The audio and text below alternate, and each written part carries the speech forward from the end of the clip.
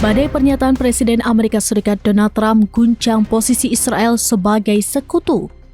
Perdana Menteri Israel Benjamin Netanyahu disebut memilih menjadi penonton dan tetap bungkam hingga saat ini. Mengutip Kabarni pada 15 Mei 2025, pemerintah Netanyahu disebut masih mempertahankan keheningan diplomatik hingga minggu ini. Padahal Trump telah mengeluarkan badai pernyataan yang mengguncang asumsi Israel tentang posisinya dengan sekutu terpentingnya yakni Amerika.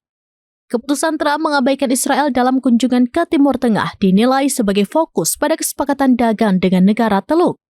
Ketegangan keduanya pun meningkat akibat negosiasi Amerika Serikat-Iran, penghentian serangan ke Houthi, dan kesepakatan dengan Hamas terkait tawanan. Juga soal Trump klaim gencatan senjata dengan Houthi, sirene rudal berbunyi di Israel.